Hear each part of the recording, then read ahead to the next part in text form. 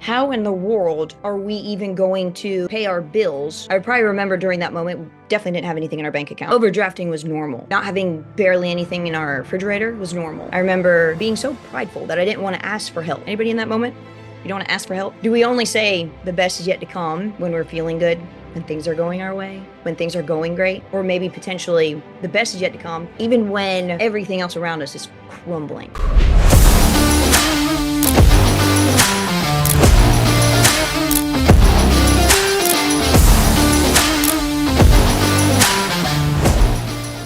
The best is yet to come. What do you think when you say, like, say it right now, the best is yet to come? If you're in your car, if you're at your house, if you're at the table eating breakfast, and you're listening to me right now, when you hear these words, the best is yet to come, what does it resonate with you? What do you really think when you say those words out loud? The best is yet to come. Now, watch this. You might be in a place right now where you might not feel like the best is yet to come. And I want to sit here and tell you, and I want to bring you back because I want to share this with you. And you probably saw it on the picture, okay, that I sent out for the graphic for this meeting. Because sometimes if you're wondering, well, how really can I experience partner here? I remember back in 2014, this was little Chloe. Okay. She was, how old was she? She was about maybe 9, 10 months old. Yep. She was 9 to 10 months old there. And that Christmas, that house was such a blessing to us because we were able to move out of a house that we were getting kicked out of because they wanted to sell that house.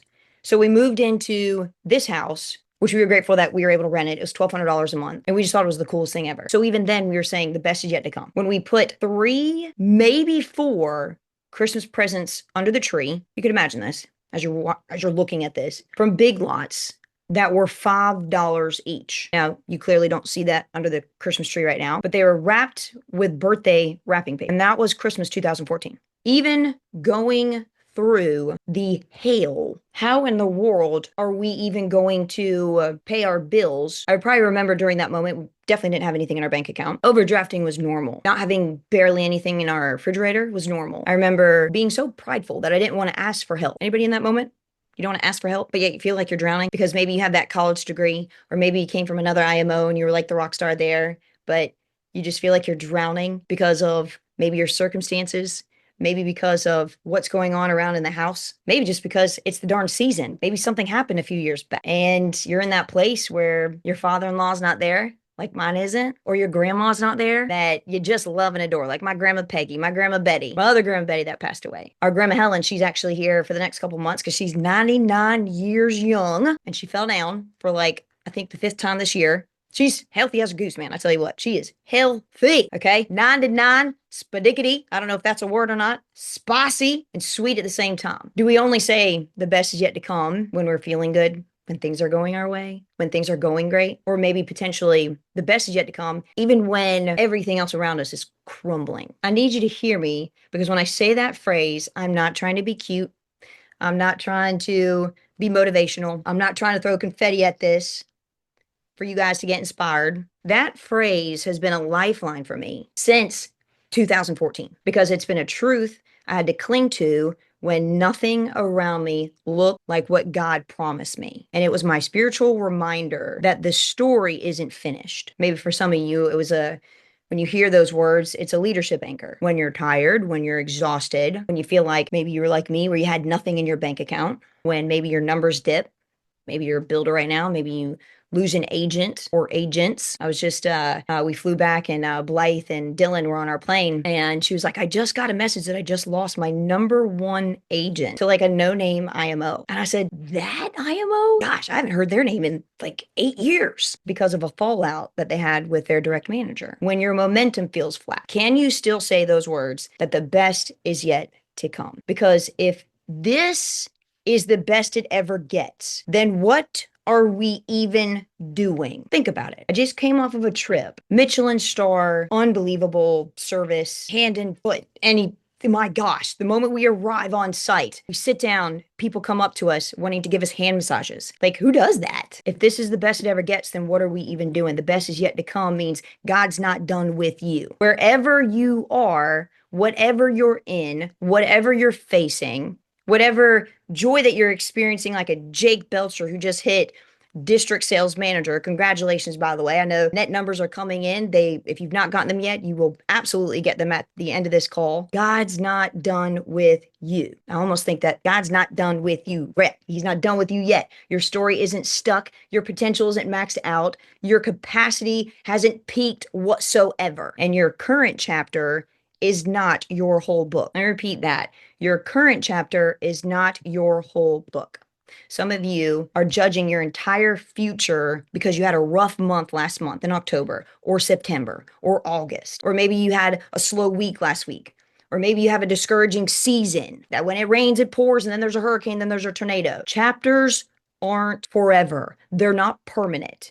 They are temporary. That's why you keep reading to the next chapter. Your calling isn't temporary either. You are allowed to believe bigger, even if you're starting from a broken place. Maybe you're a brand new agent. The most agents we ever had, potentially, maybe not the most we've ever had, on a crash new agent training this week. We talk about momentum, but maybe again, doesn't matter what other people are doing, matters what you're doing. So there's 3 points I want to go over very quickly. You saw that picture from 2014, because that's where it began with me. The best is yet to come. I remember praying, God, this cannot be all there is where we currently are right now. This cannot be all there is. There has to be more than this. And even then, even when we had nothing, you talk about the dream, you talk about the vision. Dude, I just wanted a grocery cart so my kids could eat. I had to get like the straight up, like complete off-brand, Walmart brand, food, like the little food things for babies. I believed then that the best was yet to come. This point isn't about being broke. It's about remembering that God can build empires out of almost nothing. It's easy to believe when you're winning. It's always easy to believe when you're winning. It's everything to believe when you're not. And that is the person that goes partner, is that when they can believe that even through the crap that they're going through, that they can still believe that the best is yet to come, that they can find something that they can be grateful for, that they can find the thing that they first fought for in the beginning. Maybe it was a grocery cart like me. You never forget where you came from. And then to be able to fill grocery cart after grocery cart after grocery cart after grocery cart for families and for people in your own community, like what we're about to do in the next 2.5 weeks. Your starting point is proof. If he did it once, he can do it again. He's brought you here. You have overcome every single bad day you've ever had. My first point, you got to remember where you started. If you're in it, we all know what it is. Again, this is not this motivational. I can't even stand when people say like, oh, can you motivate me? No, I don't even like saying the word inspire you. I've always said, help me help you discover what the best version of you really is. And are you doing that now? Because the best version of you is the one that has the spirit of David from the Bible that slays Goliath. But the first point is remember where you started. Number 2, one word can change your trajectory for your entire year. I don't do New Year's resolutions. I do a one word. If you fast forward just a wee bit, you saw the Christmas picture in 2014. 2015, we made $50,000 in deposits. I winged it. I used my sales charm. I thought that if I had this extroverted personality, I felt that, hey, if I just smiled at the door, that I didn't have to get my door approach so darn nice, didn't have to memorize the 10 steps of the presentation, that if I just got into the door, my goodness, Miss Johnson's going to buy for me. I felt like I was on top of the world. I'd never made 50 grand in deposits before. And then I realized, even when my CPA said, Ray, he's like, I actually need to spend a little bit more money, boo. You only spent $2 grand on leads. This right here is 2016. Nobody knew who I was. Nobody knew who Ashley Khalil was. And you're looking at that girl in the picture right there. And I'm looking at her too. And I'm like, good Lord, who is that girl? I'll tell you who that girl is.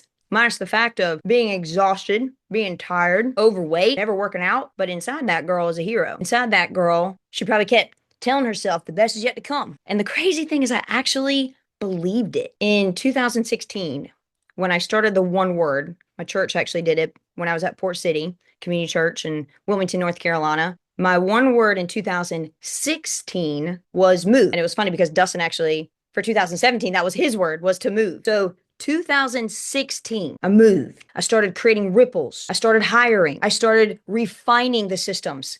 I started just leaning on the systems that Jordan Smith and Craig Harvey and Chad Milner put out and poured out to us. So in 2016, we moved a lot because 2017, I came to realize I had folks that were hitting promotions. I don't know. I think I might have had maybe 20 agents in 2016 with me. Very, very tight-knit group of people. We're talking like tight. Did everything together. And I started realizing that with growth came bigger problems. And I kept doing for others down in debt versus teaching my leaders how to just do it because I was so prideful that I thought to myself, they can't do it without me. And I'm the best at training this. So I've got to do it for them. Man, that was such a egotistical thing to think about. Right. And I was losing relationships with my leaders, the ones that I had pizza with, the ones that we are faxing paper applications. Holy sugar nuts. You guys have it so freaking good with e-apps. Imagine not getting paid for weeks because your handwriting is so bad because you had to fax applications. You talk about customer service. We were on the phone every single day, multiple times a day for customer service because we had this pending requirement, this pending requirement, and I was losing relationships. So I said that my one word for 2017 was be still in the moment. Stop worrying so much about what's happening next, what's going on next. And I need you to be in the moment with this person, with this agent, with this senior. You're stressing yourself out, Ash. Be still and just know that everything's going to be okay. If you would just breathe and stop worrying so much about every little darn thing that's not even happened to you, but you're worrying about it. And I couldn't just be still in the moment with these relationships. That's why my one word was that one. I want to show you this too. Bear with me one second. And I'm going to show this to you. That way you guys can actually really see like, wow, is this real? Yes, it is. Watch this. So I'm going to share this with you. One moment. All right. So incoming so this was 2016 for the whole year. Or Muse. Top agent, 123,000. Ashley Khalid, 119,000 in AP, net AP. Tracy Elliott, 93,000. There's only about maybe 10% of people from this small little list of agents that I had that are still with us, right? Where's Laura Cisco right now? Top income month, 75,000 with a company that's doing over what? 6-7 million in net production. That was then in 2016. And then you fast forward to the next year, 2017. In 2016, we had not even hit a million net. We did 919,000. Okay. That was 2016. I made $126,000 in deposits that year. Okay. Then here comes 2017. John Cisco, number one agent, 158,000. Laura Muse still in the top 5. We got Mr. Bryson Sisk. Still, you look at this list, 10% of these people are actually still here, right? We did over 2 million net in 2017, made over 200 and I think it was like 225,000 in deposits that year. We had RVP that year in 2017. First female to ever do it. Typically, you'll have about 25 to 30 agents. Doesn't matter where they are in the hierarchy. If you have about 25, 30 agents, it's very predictable that you're going to hit RVP. So you look at this list and it wasn't so much. And again, this is the crazy thing. Some of you might be looking at the 2 million net and you saw that, wow, Ashley grew like doubled. You know what I look at when I look at this list? Where are these people? Where are the people that left? What are they doing? You ever think like that? Like, what's their life like? And so then I look at the people that stayed. And then I look at their life, their lifestyle. I look at the character that they have, the person that they are behind those numbers that they were able to create. And I look at it and it's like that person that even when it got hard, they still said to themselves, the best is yet to come. So going in and wrapping into my third point here. Okay. This third point, I'm going to show you a picture in just a moment, but your one word wrapping up that second, the one word that can change your trajectory. Why am I telling you this now in November? Because I want you to start thinking about your one word for 2026. Every year we always have a team one word. I'm so excited because within about 5 minutes, I knew exactly what the one word was for 2026 or 2026, my bad. I already knew just like that. It just comes to me and it's like, whoa. For years, we've been doing that one word for the team. When it was move in 2016, because staying where I was meant, let me repeat that, hold on a second. In 2016, my one word was move because staying where I was meant staying who I was. If you stay where you are, you're telling the world you're just going to stay who you are right there in that moment, your identity. When I moved next year into the word still, because God needed to quiet my spirit so that he could elevate who I was becoming, because you never know who in your story needs you to elevate to a higher version of you, not a better than version of you, a different version, the one that has those characteristics of being a fighter, being resilient, having courage, being brave, not complaining, being the person that can be meek. I love that word meek, where you're strong enough to fight, but you have the control of knowing when not to fight and when to just be quiet. Most people think their life changes when their circumstances change. No, life changes when your identity changes. That's when your life changes is when you can go to the core of who you are and know that this is who I am. This is what I stand for. These are my principles. These are my values. And they can see it in everything that you do because that's your identity. That's what you're known as. You become who you decide to be. You become who you decide to be, and your momentum will follow your identity. If you are not where you are, or you are not where you want to be in life, it is simply because it all boils back down to your identity. Who are you? And are you proud of that person? And let me wrap this up. God does his best work in the middle. So again, we've got, remember where you started. When I think of the best is yet to come, you've got to focus on that one thing all year, whatever that word is. What's the one word that can change everything for you this coming up year? And I really want you to take time, and I would love for you to send me a text message because I save them. So anybody that texts me what their one word is, and I want you to literally pray on it. Do not text me now what you think your one word is, unless you really know without a shadow of a doubt. But I will absolutely put like 2026. I have all these years of I have a whole note on it, what a one word can really do. But God does his best work in the middle. I want to talk to the ones that right now feel like they're in the middle, not stuck in the middle, not stuck in the middle, not stuck in the middle. The ones that are in the middle. The middle is where you feel like you're too far from where you started, but not close enough to see the finish line. Let me repeat that. The person that thinks that they're in the middle right now, where you're too far away from where you started, but you're not close enough to where you can really see the finish line. It's like the light at the end of the tunnel. Okay, I see some people like saying yes, like that's me right now. Okay, what if I told you, and what if I told you that's me too? And you're like, what? Ashley, you're a senior partner. I'm in the middle too. Because when I see a Chad Milner and the influence that he has, and then he introduces you to a guy named Dan, who is a part of Coventry, which we're going to be doing some things with, life settlement stuff, just understanding that world a little bit because we're obviously in annuities too. Let me read to you the text message that Evan sent to the partner chat today. Okay, bear with me 1 second so I can, there's so many. All right, ready? Hope y'all bringing it on your call this morning. We need more partners on this next trip. We need to get to 200 million next year. I would like to know when y'all took a step back as a team on your journey and where you came from to what got you here to the Caribbean. What was it do? What did you learn? And what are you doing so it doesn't happen again? Evan approach, where for some of you, if you knew him prior, there's something different. People change. People elevate, right? And I'm sitting here doing Pilates with Evan and his beautiful girlfriend, fiance. The middle is where momentum might feel a little inconsistent where you are right now. The middle is where maybe doubt creeps in, discouragement. The middle is where you start maybe potentially negotiating with your calling. But I want you to listen to me right now. The best is yet to come. The middle is where God does his best work, because the middle is the setup from the setback that you experienced last week, last month, or when you lost an agent, or when you got this insane charge back. I consider the middle a shaping season,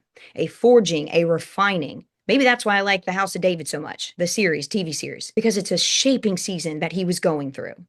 It's a strengthening season, a refining season. It's where he grows your leadership spine, your tenacity, your courage. Some of you think you might be behind. You're not behind.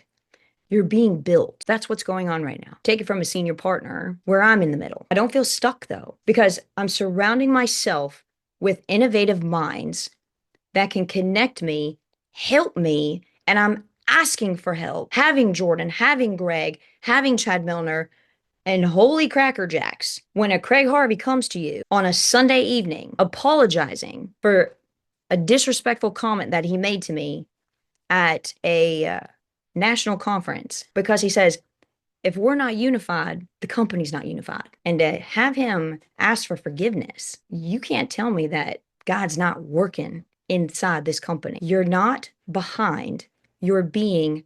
So when we sit here and say that the best is yet to come, I want it to activate, I want it to move you, but nothing will happen if you don't physically believe in the best is yet to come. Your one word for the year, your belief, your consistency, your attitude, your response to things, your obedience to the calling of whatever that might be, that calling on your life.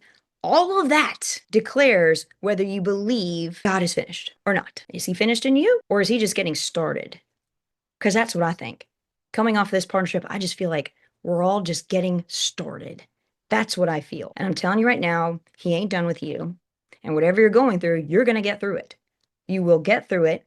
He ain't done with you yet. And you're about to see the Dream Makers team explode like you've never seen it explode. But we can't have that explode without people like you that link arms and take on this ridiculous fight of mediocrity and average, where people are getting laid off left and right in a season that they felt confident in their jobs.